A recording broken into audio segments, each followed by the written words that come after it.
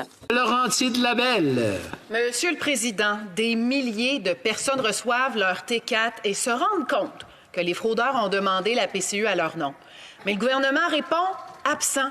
Les gens passent des heures au téléphone sans succès.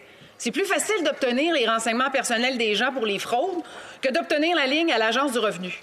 Je rappelle que c'est à cause de l'absence de vérification par l'agence avant d'envoyer les chèques de PCU que cette fraude a été possible.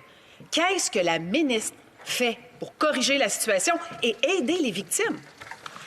L'honorable vice-première ministre. Merci, Monsieur le Président. L'Agence du revenu du Canada apprécie tout le travail des employés des centres d'appel qu'ils ont accompli au cours de la dernière année.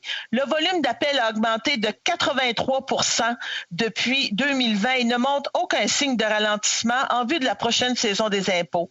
L'embauche d'une firme externe pour aider à gérer le volume d'appels pendant la saison des impôts est une mesure temporaire qui va garantir aux Canadiens un service de qualité. Nous allons embaucher d'ici mars plus de 2000 nouveaux employés, Monsieur le Président.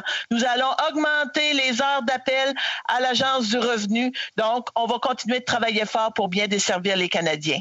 Honorable député de Laurentides de Labelle. Monsieur le Président, l'Agence du revenu abandonne les victimes de fraude, la PCU. Je parle à des parents dont les 3 enfants se sont fait frauder. Ils passent des heures au téléphone et quand ils finissent à avoir une ligne, ils se font répondre que l'agence peut juste traiter un dossier à la fois puis qu'il faut rappeler pour les 2 autres enfants plus tard. Les parents sont obligés de prendre congé parce que rejoindre l'agence, c'est une job à temps plein. Coudonc, c'est-tu le même numéro de téléphone que la quarantaine à l'hôtel?